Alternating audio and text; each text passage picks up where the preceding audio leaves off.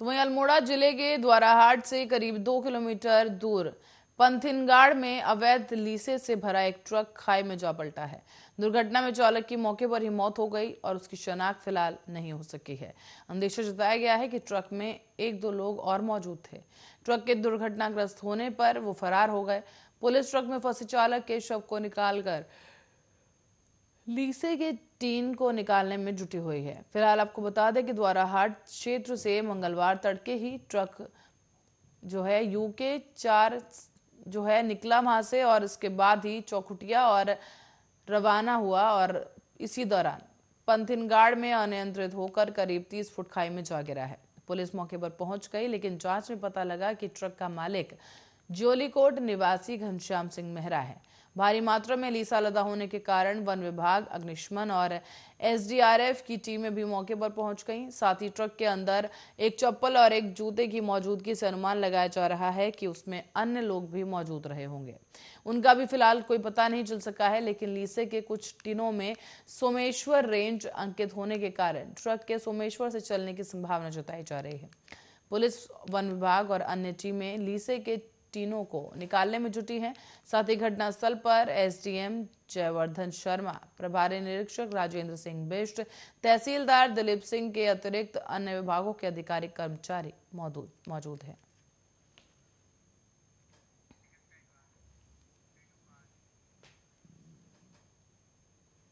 और पहाड़ की ओर जाने वाले राष्ट्रीय राजमार्ग 534 बीती देर रात को कोटद्वार दुर्घटना के बीच बाधित हो गया है, जिस कारण पहाड़ का संपर्क मैदानी क्षेत्र से टूट गया है। मार्ग बाधित होने की वजह से पौड़ी मुख्यालय, गढ़वाल राइफल रेजिमेंट, लैंसडाउन, पौड़ी, श्रीनगर और बद्रीनाथ का संपर्क कोटद्वार से टूट गया है। दरअसल राष्ट्रीय राजमार्ग 534 कोटद्वार दुर्घटना के बीच खो नदी के जो पुल है आधे से ज्यादा समा गया है नदी में, और इसके साथ ही 3 साल पहले भी भूस्खलन के कारण ऐसी ही स्थिति पैदा हुई थी।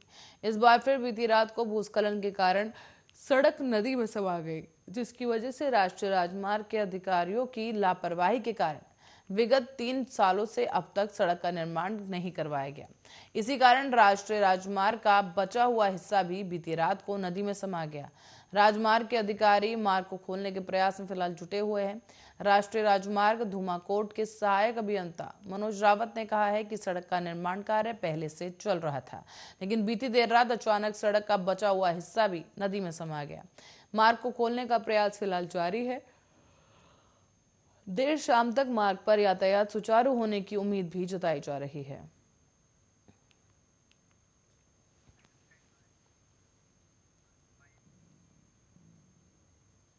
और इसी बीच उत्तराखंड में कोरोना के नए स्वरूप ओमिक्रॉन के 3 और नए मामले सामने आए हैं, जिसके बाद से स्वास्थ्य विभाग की चिंता बढ़ गई है।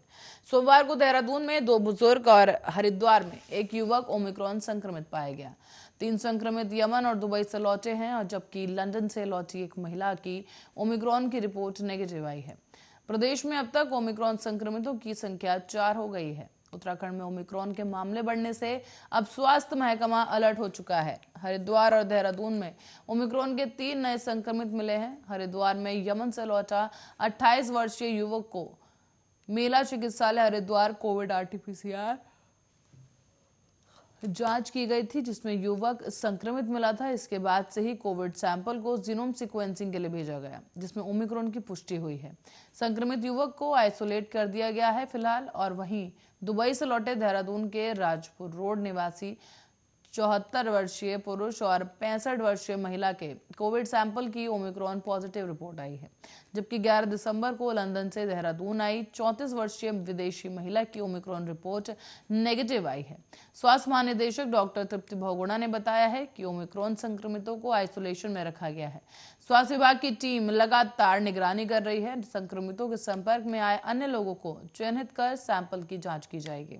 प्रदेश में अब तक ओमिक्रॉन के 4 मामले सामने आए। इसमें देहरादून में 3, हरिद्वार में 1 ओमिक्रॉन संक्रमित मरीज मिला है।